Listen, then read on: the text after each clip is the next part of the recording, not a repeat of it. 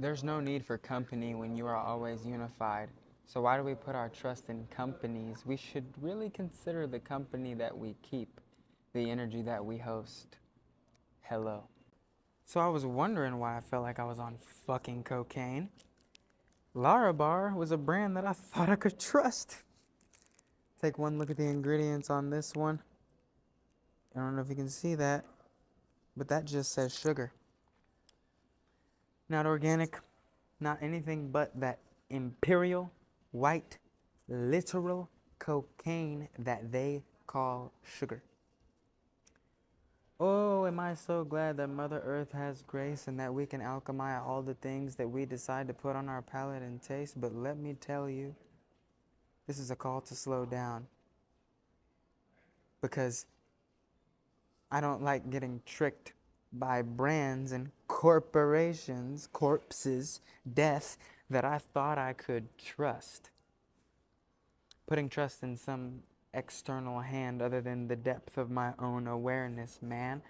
All right, then I'm just going to use the sugar high to channel some things from the Most High. Hopefully it doesn't get hijacked by these parasitic fucking leech-like entities that like to latch on to such types of food within the body. But hilariously, only stagnation could allow that to happen, right? There is no poison within the midst of Mother Earth in reality. Oh my God, that's a large statement. Motherfuckers be eating berries and dying. Okay, I understand.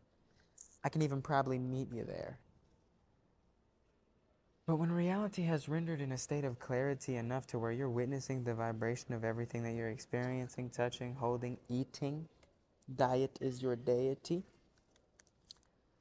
Well, it seems as if though Mother gives you the direct cues of what to go toward and stay away from. And I can clearly tell you, my brother, I wasn't going off of intuition with this one. There was definitely a part of my soma that was numb enough to not even think before it saw that discount price on the 6 Lara bars, of which I ate 4 of. But back to the idea that only stagnation could cause such parasitic emanations to be within one's organ system or gut. What came first, the swamp or the mosquito? Right? That's a great question. Understanding that the contraction of the breath, that literally begets your entire identity in life that you know it to be, the bracing patterns of posturing that you were born into. Not only are they reflective of your mother's womb, but your DNA on both sides of the family tree as well. Coming into this life screaming like an infant, and then you get told to use your words. So the emotions never leave, they just become these structural patterns of bracing against threat and defense, because love came conditional within the fenced architecture of our homes. Because of course love was conditional, because if you were going to act a certain way, oh no, death is on the way. Your parents literally grew up within a place where in which they were forced and beaten into believing that life was an inherent threat. That there were so many things you had to do, so many parameters that need to be met in order for one to finally drop their guard.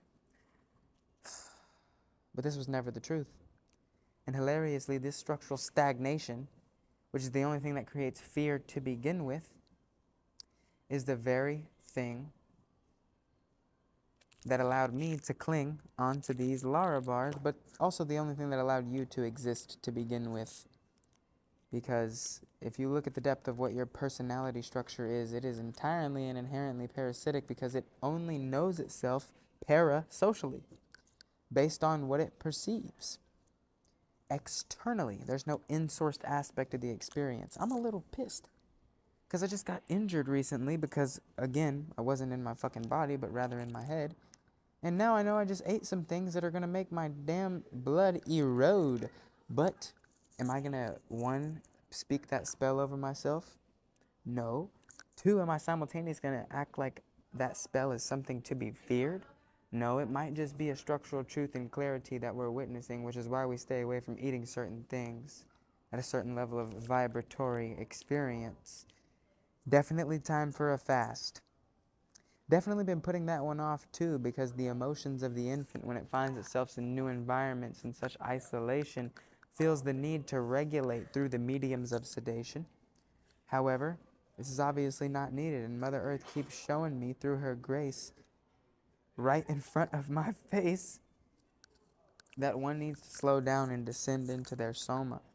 Stop trying to ascend past the pains of which we experience.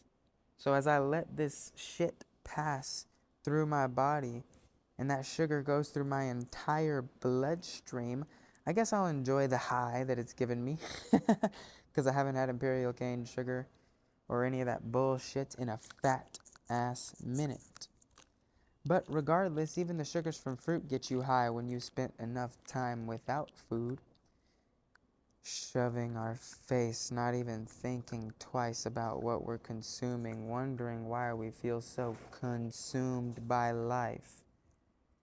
Yet every single time an emotion rises that is too overwhelming to sit with, we go to the next medium of perceived regulation through predation.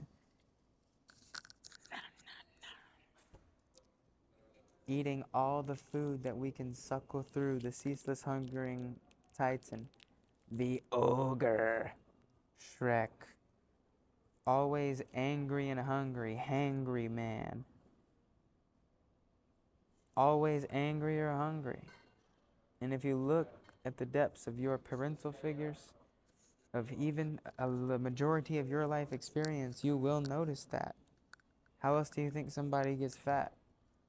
Straight up.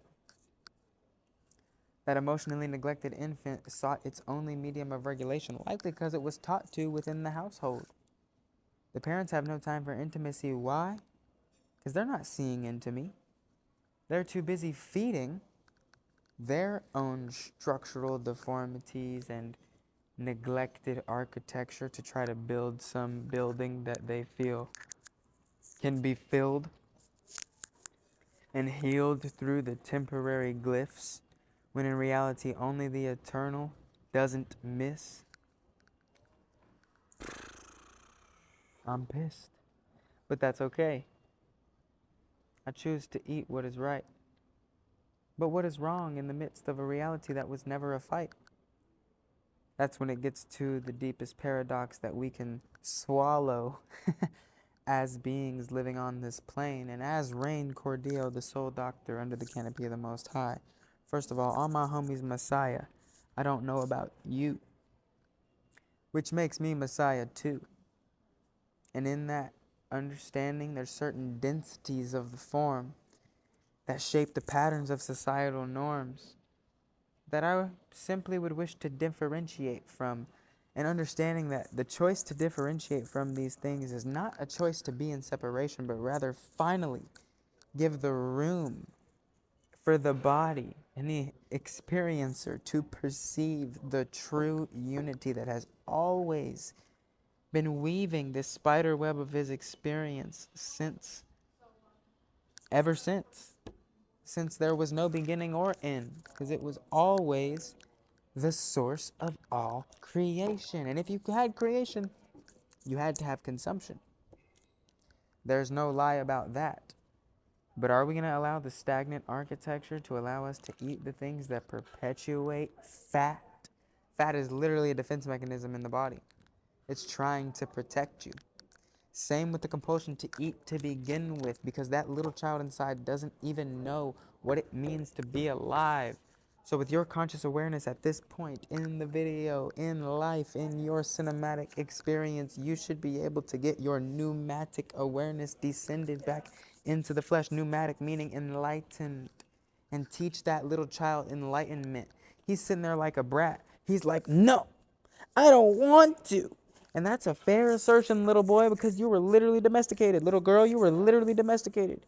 You were put into patterns of sedation and frustration and school and having to sit down all day when you should really be outside. Speaking of that, I'm on a chair right now. Maybe I'll get on my squat instead, because I understand that those very patterns lead to the very stagnation that begets the need to eat that bullshit in the first place.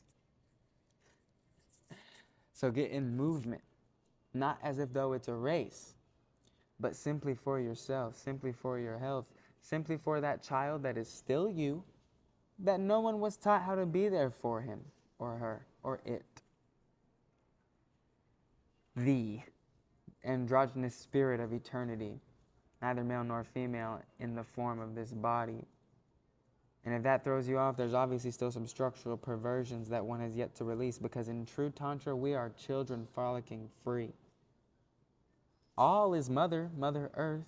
Your entire life experience was begotten by your mother's womb.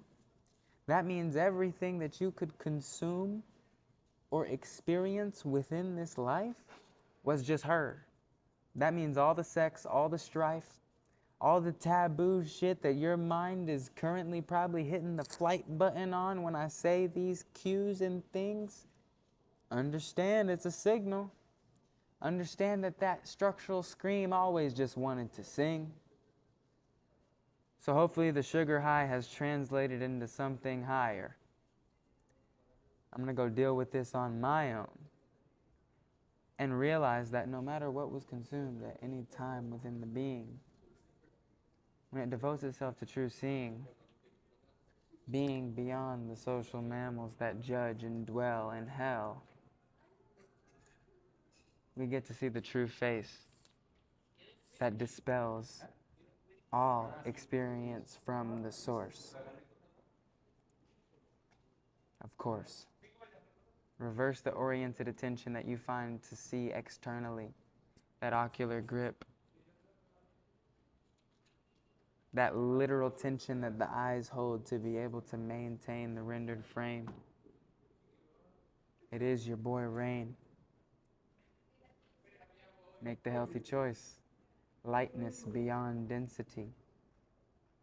We're always oscillating for eternity, but hey, heart against the feather. There is no side of the scale when one is simply being.